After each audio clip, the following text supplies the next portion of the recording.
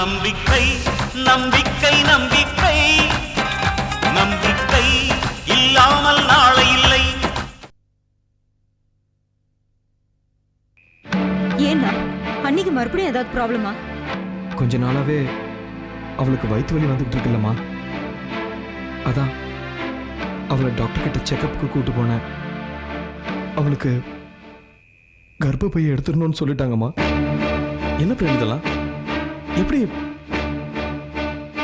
எல்லாம் தலையெழுத்து. பிரேம் கொஞ்சம் வெயிட் பண்ணுங்க. அவசரப்பட்டு அருணாவை ஹாஸ்பிட்டல்லாம் அட்மிட் பண்ணாதீங்க. ஏதாவது பெரிய டாக்டர் கன்சல்ட் பண்ணுவோம். மருந்துலேயே அவளை குணப்படுத்த முடியுமான்னு பார்ப்போம். இல்லை வசந்த், இது வரைக்கும் 3 டாக்டர் கிட்ட நான் செக்அப் பண்ணிட்டேன். தாமதிக்கிற ஒவ்வொரு நிமிஷமும் அருணாவோட உயிருக்கு ஆபத்துன்னு சொல்லிட்டாங்க. அதனால தான் கர்ப்பப்பையை எடுத்துடலான்னு முடிவு பண்ணிட்டேன். கேக்குற என்னாலே தாங்கிக்க முடியலையே. அண்ணி எப்படி இதை தாங்கிக்கிட்டாங்க? அவன் மனசுடிஞ்சு உட்காந்துருக்காமா. அவளுக்கு எப்படி ஆறுதல் சொல்றதுன்னு எனக்கு தெரியல. ஏங்க, அண்ணி இப்ப இருக்கிற நிலைமையில நாம போய் அவங்கள பார்த்துட்டு வந்தா அவங்களுக்கு கொஞ்சம் ஆறுதலா இருக்கும். நாம இப்பவே போலாங்க. சரி, கதவு சாத்திட்டு வா.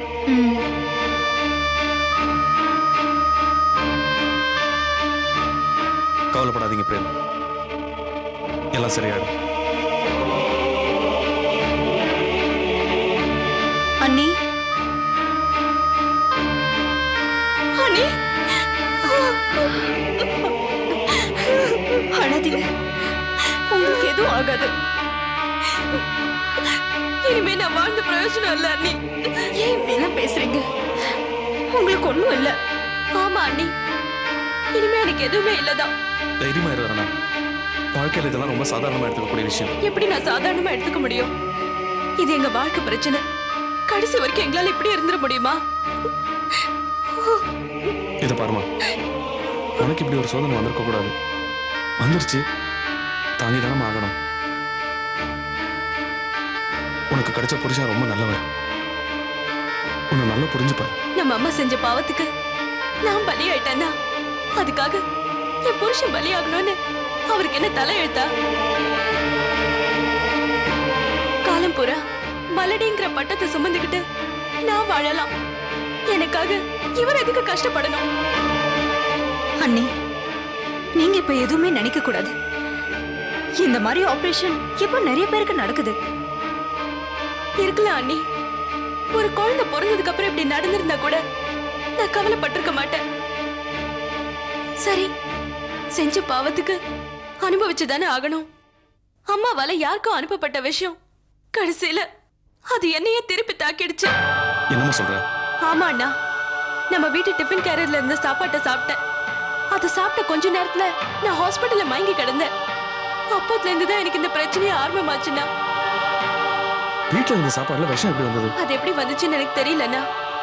அம்மா கொடுக்குற சாப்பாட்டுல அன்பு கலந்துதான் நான் பார்த்திருக்கேன். விஷம் கலந்து நான் பார்த்தது இல்லைண்ணா. அதெல்லாம் ஒண்ணும் இருக்காதுண்ணா. ஏதோ ஃபுட் பாய்சனிங் இருக்கும். பாய்சன் ஃபுட்லியா இல்ல அம்மா மனசுலயான்னு எனக்கு தெரியலண்ணா.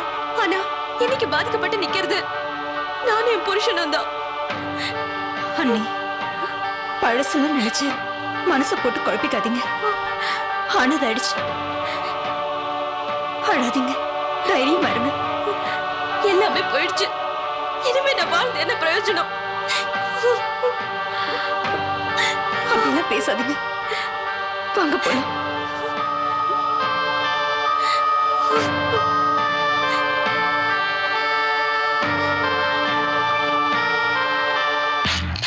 ரங்கநாயகி, ரங்கநாயகி, வணக்கம். செக்யூரிட்டி, செக்யூரிட்டி, இவங்களே உள்ள விட்ட. அவன் எதுக்கு அனாவசியமா கூப்பிடுற? அவன் சாப்பிட்டு தூங்கி ஒரு ஜாமம் ஆகுது. பர்மிஷன் இல்லாம வீட்டுக்குள்ள நுழையிறது அநாகரிகமா தெரியல? நாகரிகம் பார்த்தா பொழைக்க முடியாது ரங்கநாயகி. பெருமாள் கோயில்ல சுண்டல் கொடுக்குறான், முட்டி மோதி வாங்கினா தான் உண்டு. அவனா கொடுப்பான்னு நாகரிகம் பார்த்தா கிடைக்குமா? இந்த நேரத்துல இங்க வர வேண்டிய அவசியம் என்ன? காரணம் இல்லாம கிருஷ்ணா வரமாட்டான். ரங்கநாயகி, இன்னைக்கு கோர்ட்ல என் கேஸ் தோத்து போச்சு. எந்த கேஸ் தெரியுமா? மரண வாக்குமூலத்தை டேப் பண்ணி நீ கோர்ட்ல கொண்டு போய் ஒப்படைச்சல, அந்த கேஸ் ரொம்ப நாளைக்கு அப்புறம் கிரிமினல் லாயர் கிருஷ்ணா மண்ணை கவ்வியிருக்கான்.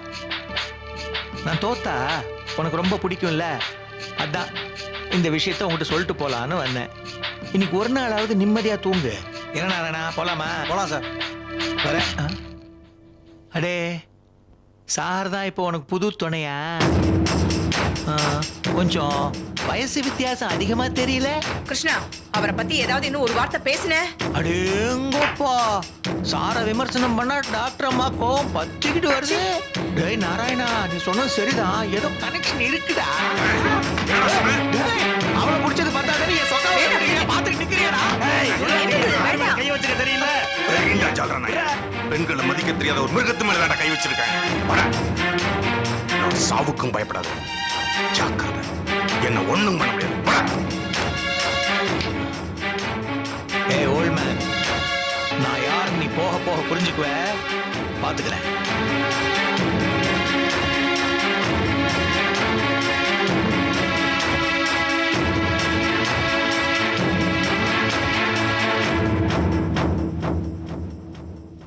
சிந்தாமணி அம்மா, நம்ம மகளிர் மன்ற சார்பா வருஷம் 10 கர்ப்பிணி பெண்களுக்கு நிதி உதவி செய்வோம். அந்த ஸ்கீம்ல தான் இந்த அம்மாவை அழைச்சிட்டு வந்திருக்கோம். அத பத்தி நீங்க தான் முடிவு செய்யணும். அதுக்கு என்ன கேட்க வேண்டிய அவசியமே இல்லையே. மன்றம் என்ன முடிவெடுக்குதோ அதுக்கு நான் கட்டுப்படுறேன். மன்றத்துல முடிவு எடுக்கிறதே நீங்க தானம்மா. நீங்க என்ன சொல்றீங்களோ அதுக்கு நாங்க தலையாட்ட போறோம், அவ்வளவுதான். நீங்கள்லாம் என் மேல இவ்வளவு மரியாதை வச்சிருக்கிறது எனக்கு ரொம்ப சந்தோஷமா இருக்கு. ஆமா, உனக்கு இது எத்தனாவது குழந்தைம்மா? இது 2வது குழந்தைமா. முதல்ல பிறந்த பொம்பளை பிள்ளைக்கே நீங்க தான் உதவி பண்ணீங்க. அதனால அந்த குழந்தைக்கு சிந்தாமணின்னு உங்க பேரை தாமா வச்சிருக்கோம். இந்தமா, உனக்கு 2வது பெண் குழந்தை பிறந்ததுன்னு வச்சுக்கோ, அதுக்கும் சிந்தாமணி நம்பர் 2ன்னு பேர் வை. ஆறுமுகம், நீ கொஞ்சம் சும்மா இருக்க மாட்ட? இல்லம்மா, இந்த மாதிரி ஏழைப்பாளையங்களுக்கு உதவி செய்யத்தானே நீங்க பிறந்திருக்கீங்க. உங்க பேரை விட்டா வேற யாரு பேருமா வைக்க முடியும்? நானே என் பேத்திக்கு உங்க பேரைத்தான் வைக்கலாம்னு முடிவு பண்ணிருக்கம்மா. சரி சரி, வாயை மூடிட்டு நீ இருக்கிற பேரை கெடுக்காம இருந்தா போதும்.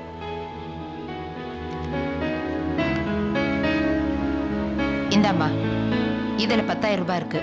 இது என்னோட தனிப்பட்ட உதவி. இது போக மன்றம் மூலமா என்ன உதவி பண்ணணுமோ அதை நான் பண்றேன். ரொம்ப நன்றி.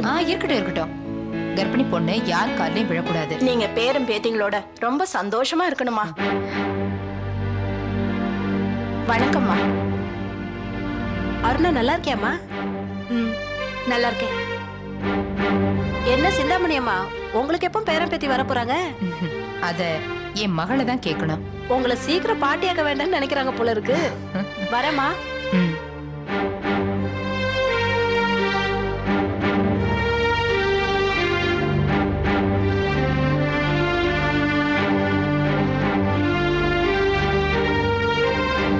என்ன அருணா, திடீர்னு வந்து நிக்கிற?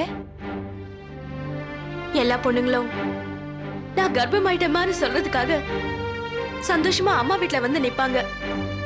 ஆனா நான் என் கர்ப்பப்பைய எடுக்க போறாங்கம்மான்னு சொல்றதுக்காக உங்க முன்னாடி வந்து நிக்கிறேம்மா. என்ன அருணா சொல்ற? கர்ப்பப்பைய எதுக்கு எடுக்கணுமா? நீ செஞ்ச பாவம் ஏன் தலையில வந்து விடிஞ்சிருக்குமா? அருணா, என்ன உளர்ற? நான் ஒண்ணு உளரலமா.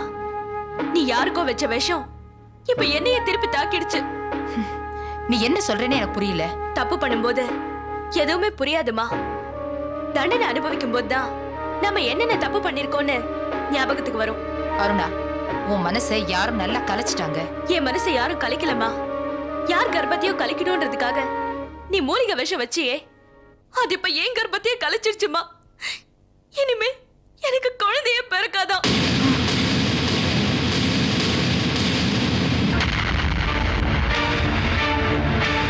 அருணா, நீ சொல்றதெல்லாம் உண்மையா? இனிமே உனக்கு குழந்தைய பிறக்காதா? உனக்கு பிறக்க போற குழந்தைதான் இந்த குடும்பத்துக்கு உண்மையான வாரிசா இருக்கும்னு நினைச்சேன். இப்ப அது நடக்காதா? நடக்காதுமா. அம்மா அம்மான்னு உன் காலையை சுத்தி வந்த அண்ணன் இந்த வீட்டை விட்டு விரட்டினியே, இன்னைக்கு என்ன அம்மான்னு சொல்ல ஒரு குழந்தையே இல்லாம போயிடுச்சேம்மா. இதுக்கு எல்லாத்துக்கும் காரணம் நீ செஞ்ச பாவம் தாமா. அருணா, திருப்பி திருப்பி அதையே சொல்லாத. இது பாரு, நம்ம கிட்ட பணம் இருக்கு.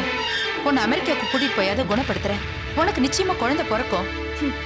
குழந்தை வரோன்றது கடவுள் கொடுக்கறதுமா. அது அமெரிக்காக்கு போனால கிடைக்காது.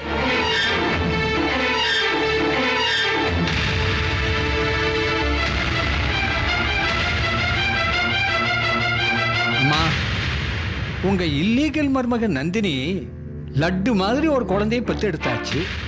லீகல் மருமக ஜெயந்தி இப்ப வாயு வயிறுமா இருக்காங்க. ஆனா அவங்க பொண்ணுக்கு வாயும் இருக்கு வயிறும் இருக்கு. பாவம், அது வயிற்றுல ஒரு புள்ள பூச்சி இல்லாம போயிடுச்சேம்மா. என் பொண்ணுக்கு குழந்தை இல்லாம போயிடுச்சு. ஆனா இவங்கெல்லாம் மட்டும் குழந்தைய பெத்துக்கணுமா? இவங்க 2 பேரும் எப்படி வாழ்ந்துடுறாங்கன்னு பாக்குறேன்.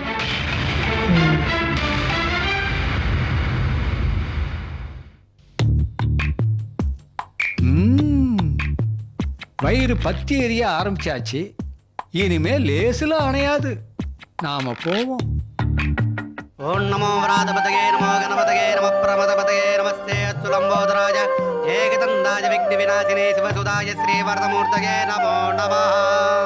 கற்பூர நீராஜனம் தரிசயாமி ஸ்ரீர்வட்சஸ்மாஜுஷமாரோக்கியமாபீதாஸ்வபாமான்மகிதே தான்யம் தனம் வசும்பகுபுத்ரடாமம் தசம்வத்சரம் தீர்க்கமாயுः.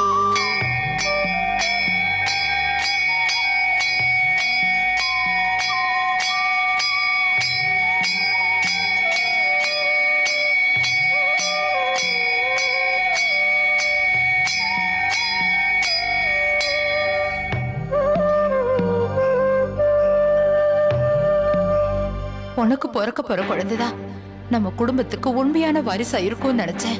ஆனா அது இப்ப நடக்காதா?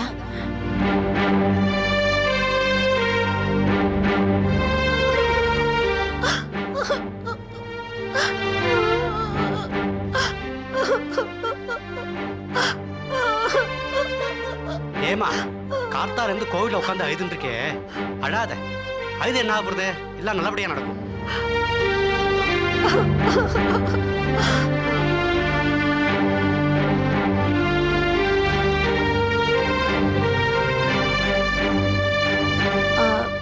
சாமி, எதுக்கு அவங்க அழறாங்க?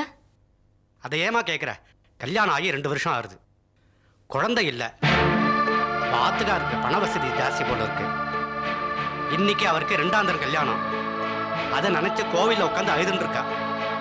ஒரு பொண்ணுக்கு 1000 வசதி இருந்தாலும் குழந்தை இல்லாதவங்க நிலைமை இப்படிதான். இதான் லோகத்தோட விதிமா.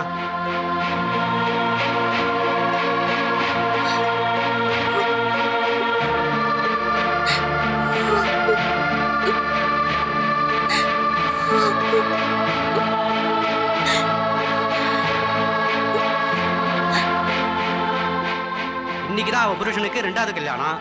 ஒரு பொண்ணுக்கு 1000 வசதி இருந்து என்னமா பிரயோஜனம்? குழந்தை இல்லாதவங்க வாழ்க்கையே இப்படிதான்.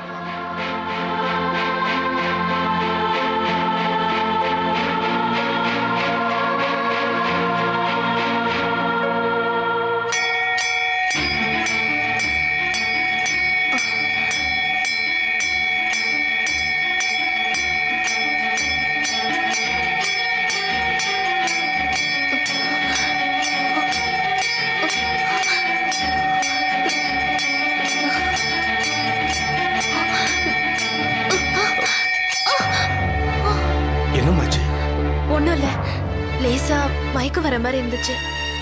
கொஞ்ச நேரம் உட்காந்துட்டு போமா. பரவாயில்லைங்க, நான் போயிடுவேன். நான் வேணா ஒரு ஆட்டோ பிடிச்சு கொடுக்குறேம்மா. வேண்டாங்க, நானே போயிடுவேன். ஜாக்கிரதையா போமா. ம். தானே நரே நானே தானே தானே நரே நானே தானே நானே நானே தானே நானே நானா தானே நானே நானா.